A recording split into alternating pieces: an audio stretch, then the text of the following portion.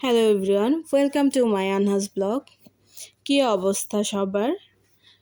কেমন আছেন সবাই? ইন্টারনেটবিহীন জীবনযাপন, এমনকি দেশের এই পরিবেশ পরিস্থিতির পর সবাই কেমন আছেন জানাতে ভুলবেন না। তো আসলে বিষয়টা হলো, ইন্টারনেটবিহীন জীবনযাপন সবার জন্যই অনেক ডিফিকাল্ট ছিল। দেশের এই অবস্থায় কেউ কারো খোঁজ নিতে পারেনি, যোগাযোগ বিচ্ছিন্ন ছিল। বিশেষ করে যারা আন্দোলনকারী ছিল তাদের অবস্থা আরও ভয়াবহ ছিল। দেশের মানুষও এই নিয়ে অনেক দুশ্চিন্তায় ছিল। যাই হোক, এখন দেশের পরিবেশ পরিস্থিতি একটু হলেও ঠিক হওয়ার পর্যায়ে আছে। আমরা শুধু এতটুকুই বলবো, দেশের সরকার পদে যে বা যারাই থাক, আমরা চাচ্ছি স্বাধীন একটা বাংলা, যেখানে মানুষ মানুষের মধ্যে ভেদাভেদ থাকবে না, দেশের উন্নয়ন হবে।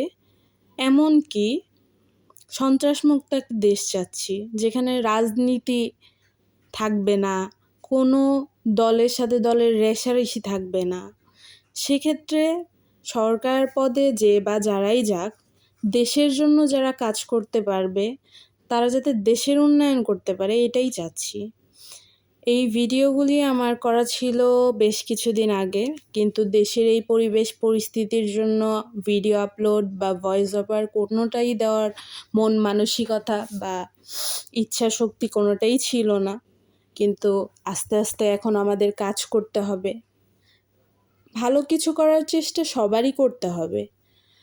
তো আমার এই ছোট্ট পেজ, এমনকি ইউটিউব চ্যানেলটা নিয়ে আমি যাতে এগিয়ে যেতে পারি, ভালো কিছু করতে পারি, সবাই একটু আমার জন্য দোয়া করবেন, ইনশাল্লাহ পাশে থাকবেন।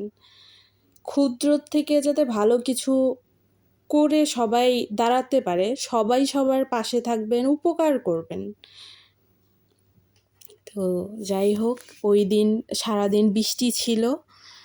বৃষ্টির কারণে কোথাও বের হওয়া যায়নি। রাতের বেলায় বৃষ্টিময় শহরটা আসলে ঘুরে দেখার ইচ্ছে ছিল, তো বের হয়ে পড়েছিলাম রাতের খাওয়া দাওয়া করার জন্য, শহরটা ঘুরে দেখার জন্য। ফার্স্টে গিয়েছিলাম বড় বাজারের ওই সাইডটাতে, পরে আসলে যে শুনলাম যে ওই টাইমটাতে বৃষ্টির জন্য সব কিছু বন্ধ হয়ে গিয়েছে। পরে মার্কেট স্ট্রিটের দিকে চলে এসেছি। এখন আছি মির্জা গালিব রোডে। ইন্ডিয়ার এই ঐতিহ্যবাহী রিক্সাগুলোর কথা মনে আছে? এই তো নিজের চোখে দেখে নিলাম ওনারা কতটা হার্ড ওয়ার্ক করে, নিজের চোখে না দেখলে কেউ বুঝতে পারবে না। পায়ে হেঁটে হেঁটে যাত্রী নিয়ে যাতায়াত করে, সেই তুলনায় আমাদের বাঙালি রিক্সাওয়ালা ভাইরা অনেকটাই সুবিধাজনকভাবে কাজ করতে পারে। তাদের অটো রিক্সাগুলো ইঞ্জিনের মাধ্যমে চলতেছে, বা পায়ের রিক্সাগুলোও তারা যতটুকুই করুক, অ্যাটলিস্ট ইন্ডিয়ার মানুষদের মতো এত হার্ডওয়ার্ক করতে হয় না। তো আমার ইচ্ছা থাকলেও এই রিক্সাগুলোতে ওঠার সাহসটা হয়ে ওঠেনি, কারণ ওনারা যে পরিমাণ স্ট্রাগল করতেছে, রাস্তা দিয়ে হেঁটে হেঁটে যাচ্ছে, আসলে এই জিনিসটা মানে নিজেদের বিবেকে বাধে তাদের কষ্টটা দেখে। এই ভাইয়ের কথা না বললেই না, ইন্ডিয়া যাওয়ার পর উনি আমাদের অনেক সাপোর্ট করেছেন, হেল্প করেছেন, মাসুদ ভাই। তো মোটামুটি সবাইকেই উনি অনেক হেল্প করে, যারাই নতুন যায় যতটুকু পারে। প্রত্যেকটি এরিয়াতে এইরকম আসলে দু একজন পার্সন থাকলে কোনো মানুষেরই বিপদ আপদ হয় না, কোনো সমস্যাই হয় না।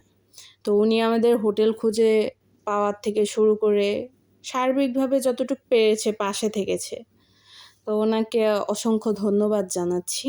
আর এর আগে বলেছিলাম না যে ইন্ডিয়াতে যে খাবারের যে হোটেলগুলো, বাঙালি এরিয়াগুলো আছে, সেখানে সব কিছুই ঢাকা শহরের মতো, ঢাকাইয়া নাম দেওয়া বিরিয়ানি হাউস, চিটাগাং রেস্টুরেন্ট, তারপরে মেজবান, ঢাকাইয়া মেজবান, এছাড়াও অনেক অনেক নাম আছে, ঠিক আছে, বাঙালি এরিয়াগুলো এগুলোই। তো খাবার জন্য চলে আসছি, দেখতেছিলাম যে কোন হোটেলে বসা যায়। এক এক দিন এক একটা জায়গা থেকে খাবার টেস্ট করার চিন্তাধারা নিয়ে বিভিন্ন হোটেলে বসতাম আর কি, ভ্যারাইটিস কিছু টেস্ট করার জন্য বা ট্রাই করার জন্য। তাই ঘুরে ঘুরে দেখতেছিলাম। এর মধ্যে আবার আশেপাশের যে দোকানপাটগুলি আছে সেগুলোও কিছু দেখতেছিলাম।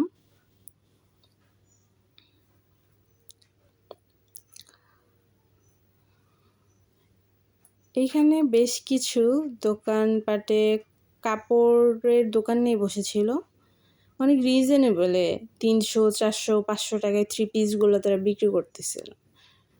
তো দেখে ভালোই লাগতেছিল। এই তো খাওয়া দাওয়ার পাটটা শেষ করে নিচ্ছি।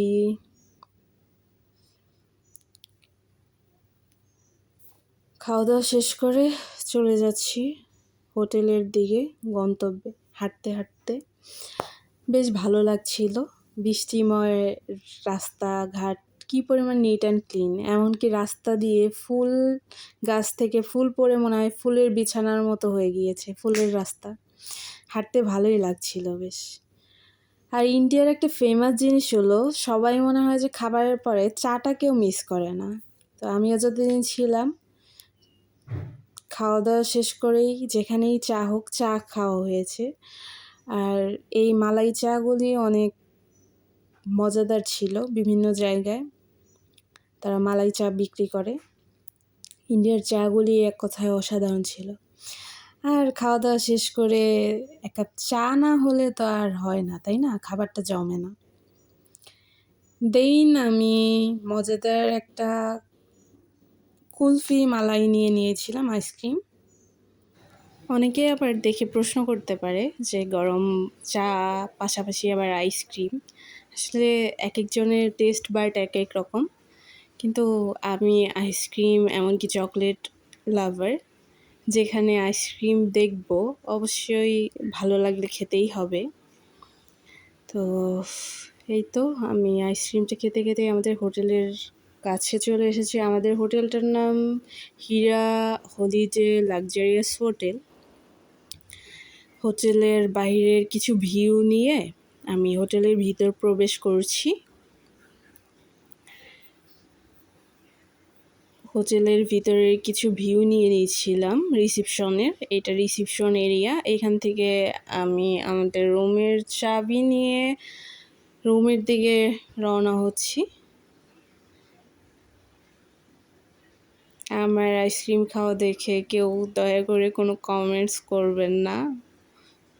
আমি আসলে কাউকে আমার খাওয়া দেখাচ্ছি না, মূলত আমি খাচ্ছিলাম আর ভিডিও নিয়েছিলাম। আমার আইসক্রিমটা শেষ হয়নি, যার কারণে আসলে ফেলেও দিতে পারিনি। তো এটা আমি কাউকে দেখানোর জন্য বিষয়টা এমন করিনি, কেউ নেগেটিভলি নেবেন না। আমি আমার রুমের দিকে চলে যাচ্ছি খেতে খেতে। আর সবাই আমার জন্য দোয়া করবেন যাতে আমি আমার এই ছোট্ট পেজ চ্যানেলটাকে নিয়ে আপনাদের দোয়া ভালোবাসা এগিয়ে যেতে পারি, আপনাদের সাপোর্টে ভালো কিছু করতে পারি। দেখা হবে আপনাদের সাথে আবার নতুন কোনো ভিডিও ব্লগে। ভালো থাকবেন সবাই। আসসালামু আলাইকুম।